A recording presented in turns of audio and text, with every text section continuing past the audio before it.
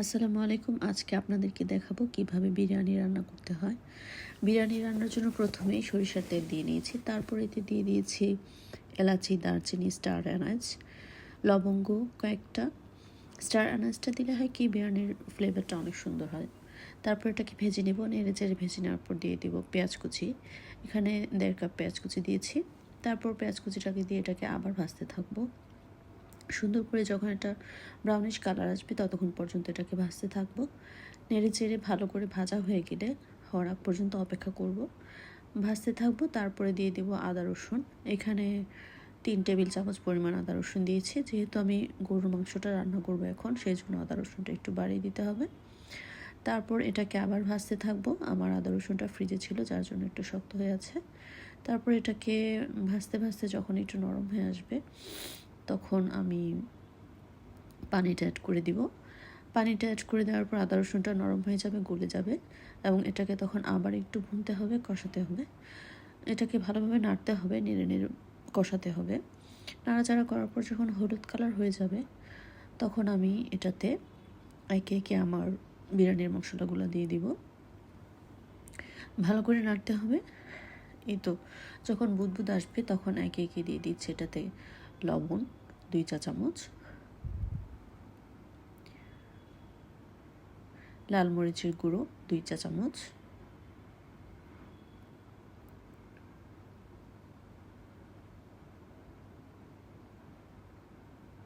ধনিয়া গুঁড়ো 2 চা চামচ,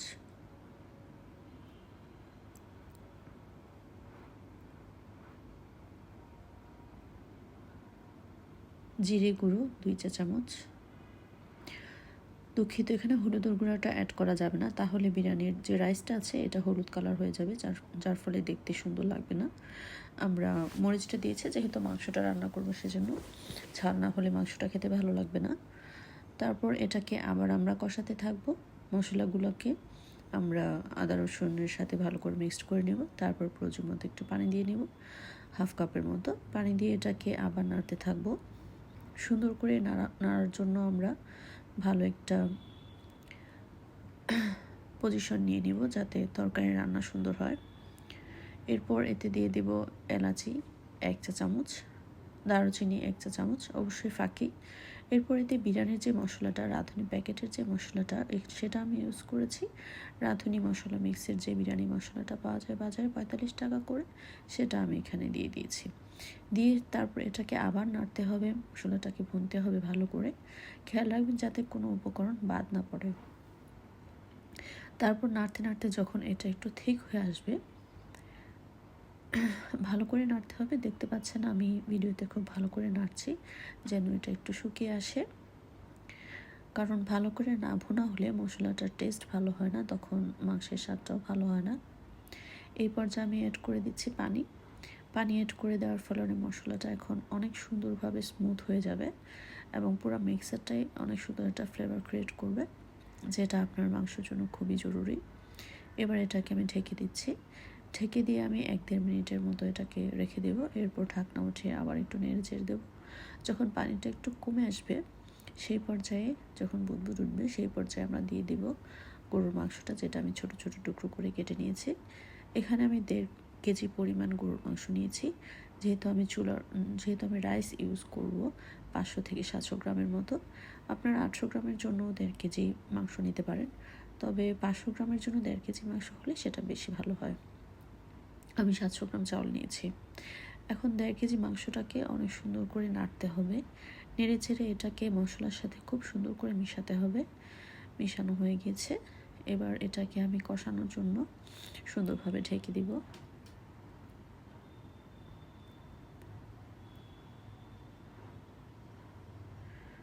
আমি অনবরত নাড়তেই আছি। আমি তরকারি ভালো করে নাড়াচাড়া করে তারপর রান্না করতে পছন্দ করি, যাতে সব কিছু সুন্দরভাবে মিক্সড হয়।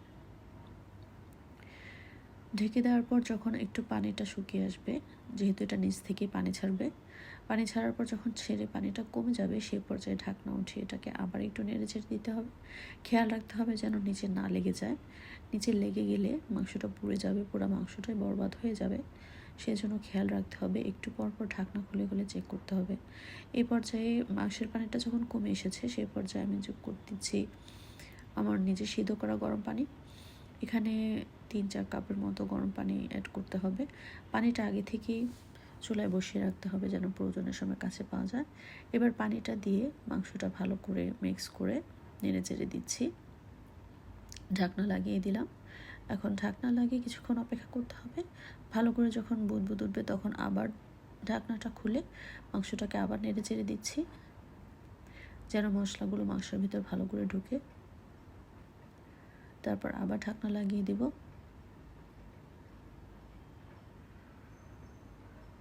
এভাবে ঢাকনা খুলে খুলে বারবার চেক করতে হবে মাংসটা কী অবস্থা আছে, কারণ পানি যদি নিচে লেগে যায় মাংসটা পুড়ে যাবে। পানি কমে যাওয়া মাত্রই ঢাকনা খুলে মাংসটাকে নেড়ে ছেড়ে দিতে হবে। যদি পানি শুকিয়ে আসে তাহলে আবার গরম পানি অ্যাড করতে হবে, অ্যাড করে এটাকে ঢেকে দিতে হবে। মিনিমাম 3 বার গরম পানি অ্যাড করে করে এটাকে ঢেকে দিতে হবে মাংসটা কষানো হওয়ার জন্য। আমি পানি অ্যাড করে ঢেকে দিয়েছিলাম। এখন ঢাকনা উঠিয়ে এটাকে আবার নাড়াচাড়া করছি। আমার মাংসটা প্রায় হয়ে গিয়েছে 80%। মিনিমাম 3 বার, আমি আবারও বলছি, ঢাকনা উঠিয়ে পানি দিয়ে নিতে হবে।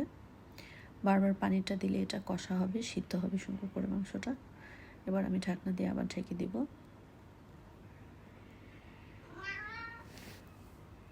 আমার মাংসটা রান্না হয়ে গিয়েছে। এবার আমি আরেকটা ফ্রাই প্যানে নিয়ে নিচ্ছি সরিষার তেল। এখন আমি রাইসটা রান্না করব। সরিষার তেলের সাথে একটু ঘি অ্যাড করে দিলাম। ঘি অ্যাড করে দিলে ফ্লেভারটা ভালো আসে। যেহেতু বিরিয়ানির চাউল রান্না করব বিরিয়ানির জন্য, সেক্ষেত্রে সরিষার তেলটা আপনারা চেষ্টা করবেন অবশ্যই দিতে, এটা যাতে স্কিপ না হয়, তাহলে বিরিয়ানির ফ্লেভারটা খুব ভালো হয়, খেতে টেস্টি হয়। এবার আমি এতে দিয়ে দিচ্ছি এলাচি, দারচিনি, স্টার অ্যানাইস, কিশমিশ এবং কিছু কাজু বাদাম দিয়ে দিয়েছি, কারণ কাজু বাদামটা শক্ত থাকে। এটা এখনই ভেজে দিলে এটার ফ্লেভারটা ভালো আসবে, সেই সাথে একটু নরমও হয়ে যাবে। নরমটা খেতে আমার কাছে ভালো লাগে, সেই জন্য আমি আগে দিয়ে দিয়েছি। এখন এগুলিকে ভালোভাবে ভেজে নিব।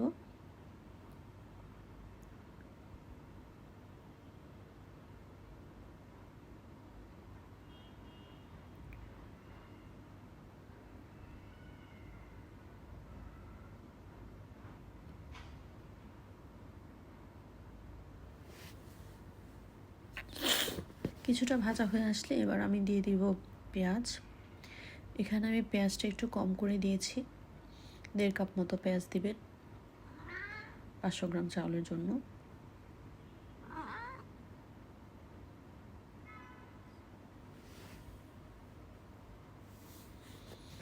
পেঁয়াজটা ভালো করে ভাজতে হবে।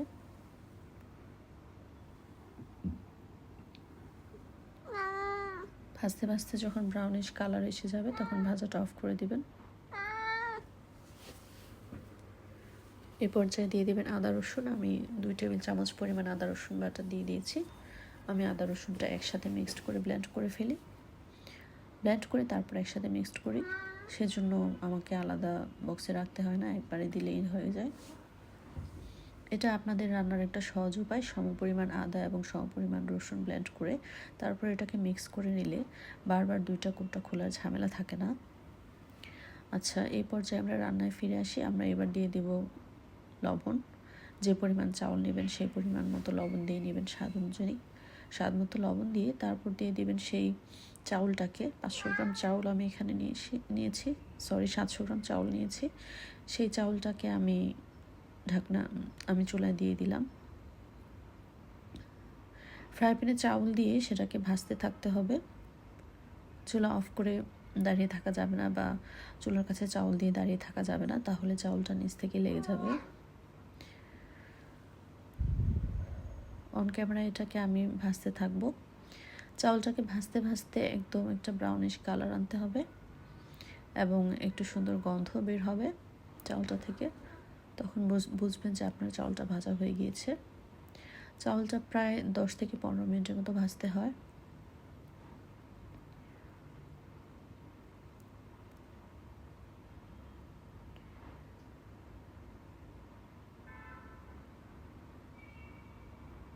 এটাকে সুন্দর করে ভেজে নিতে হবে, তলা যাতে লেগে না যায় সেজন্য তলানিটা চেক করে নিতে হবে। সুন্দর করে উল্টে পাল্টে দিতে হবে যেন ভাজার সমস্যা না হয়।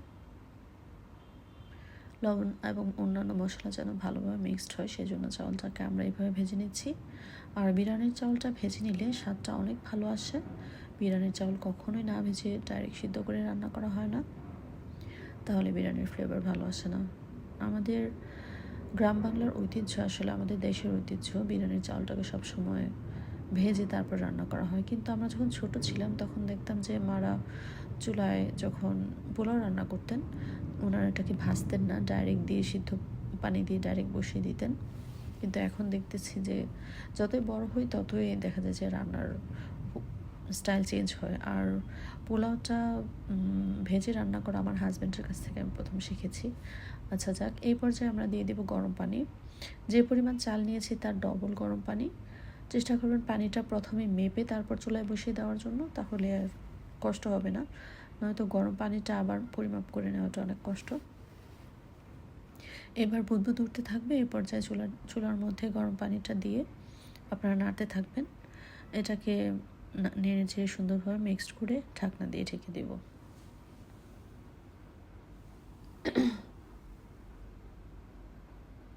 বুদবুদ উঠতে থাকবে, ভয় পাবেন না বুদবুদ দেখে। এখানে আমার রান্না করা মাংসটা আবার চলে এসেছে, সরি এটার জন্য, এটা আপনারা স্কিপ করবেন। আচ্ছা, এই পর্যায়ে চুলার যখন পানিটা বুদবুদ আসতে থাকবে সে পর্যায়ে ঢাকনা খুলে আমরা বিরিয়ানির যে মশলাটা আছে সেই মশলাটা আবার দিয়ে দিব। হাফ মশলা দিয়েছিলাম গরুর মাংসের সাথে, এখন বাকি হাফ প্যাকেট মশলাটা আমরা দিয়ে দিচ্ছি বিরিয়ানির চালের সাথে, দিয়ে এটাকে ভালো করে মিক্সড করব। মিক্সড করে কতগুলো কাঁচামরিচ ফালি করে দিয়ে দিতে হবে, যেহেতু এটাতে কোনো মরিচের ফাঁকি আমরা ইউজ করতেছি না, সেজন্য কাঁচামরিচটা বেশি করে দিতে হবে যাতে ফ্লেভারটা ভালো আসে এবং বিরিয়ানিটা একটু টেস্ট ঝাল ঝাল হয়, যেহেতু আমরা সবাই ঝাল পছন্দ করি। এই পর্যায়ে আমি দিয়ে দিব রান্না করে রাখা মাংসটা, অল্প অল্প করে অ্যাড করছি।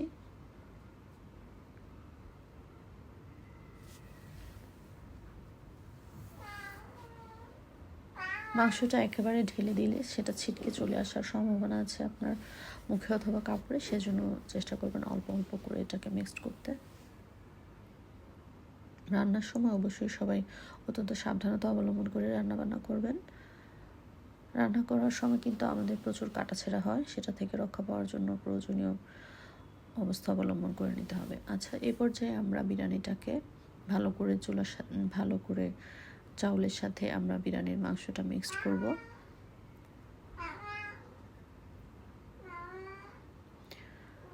মাংসটার সব দিকে পানি, মাংস, চাউল যেন সমান হয় উপরে নিচে, সেজন্য এটাকে ভালো করে মিক্সড করতে হবে। কোনো দিকে বেশি কোনো দিকে কম হলে ফ্লেভার নষ্ট হয়ে যাবে, বিরিয়ানিটা নষ্ট হয়ে যাবে। দেখতে পাচ্ছেন আমি অনেকক্ষণ যাবত এটাকে নাড়ছি সমান হওয়ার জন্য সব দিকে সব কিছু। ভালো করে নাড়াচাড়া হলে সে পর্যায়ে এটাকে আমি ঢাকনা দিয়ে ঢেকে দেব। সব কিছু একসাথে মিক্সড করা হয়ে গেল। এবার 2 মিনিট পর ঢাকনাটা খুলে দিতে হবে, কারণ চুলার স্পিডটা এখন হাই আছে, তা না হলে নিচে লেগে যাবে। এবার এটাকে উল্টে পাল্টে দিব।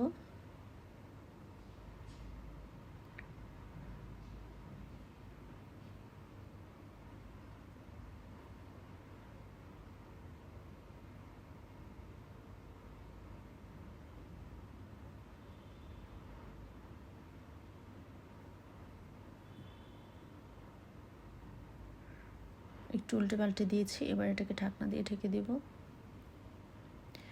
ঢাকনা দিয়ে ঢেকে দিয়ে একটু পরে আবার চেক করতে হবে। 2 মিনিট পরে আমি আবার চলে এসেছি কী অবস্থা হয়েছে দেখার জন্য। এটাতে এখনও পানি রয়ে গিয়েছে, এটা আবারও ঢেকে দিতে হবে। ভালো করে আমি এটাকে চেপে দিচ্ছি, তাহলে ভাপটা বের হয়ে আসবে না, চাউলটা সুন্দরভাবে সিদ্ধ হবে। ঢেকে দিব। এবার ঢাকনা খুলে 2 মিনিট পর আবার এটাকে নেড়ে ছেড়ে দিব, এটা হয়ে গিয়েছে কিনা টেস্ট করার জন্য।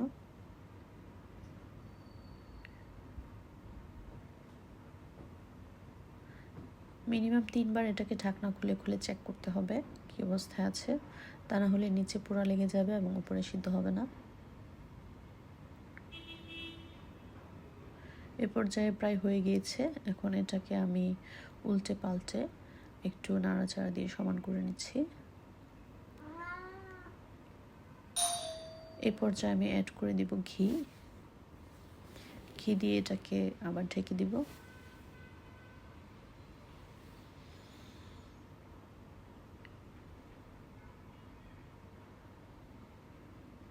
এবার আমি ঢাকনা খুলে দেখছি আমার বিরিয়ানিটা প্রায় হয়ে গিয়েছে ঘি দেওয়ার পরে। এখন আমি দেখতে পাচ্ছেন আপনারা বিরিয়ানিটা অনেক সুন্দরভাবে হয়ে গিয়েছে। চাউলগুলো স্মুথ হয়েছে, সুন্দরভাবে সিদ্ধ হয়েছে। সব কিছু মাংস বিরিয়ানি সব একসাথে মিশে একাকার হয়ে গিয়েছে। মাংসগুলো সফট রয়েছে, একাকার হয়ে যায়নি, মিক্সড হয়ে সেটা একটা হয়ে যায়নি সেটা বলতে চাচ্ছি। সুন্দরভাবে মাংসগুলো এবং রাইসগুলো আলাদাই আছে এবং রাইসগুলো যথেষ্ট পরিমাণ ঝরঝরে হয়েছে, নিচে লেগে যায়নি বা উপরেও বেশি সিদ্ধ হয়ে যায়নি। আমার রাইসটা রান্না হয়ে গিয়েছে, বিরিয়ানিটাও প্রায় হয়ে গিয়েছে। এখন আমি একটু আমার বিরিয়ানিটা হয়ে গিয়েছে। দেখুন আমরা কত সুন্দর করে পরিবেশন করেছি। খেতে অনেক অনেক টেস্টি হয়েছিল এবং ইয়ামি হয়েছিল। আমার ছেলের বন্ধুরা এসেছিল, তারা খেয়ে তো মহা খুশি। সবাই দোয়া করবেন আমার জন্য এবং আমার পরিবারের জন্য। আল্লাহ হাফেজ।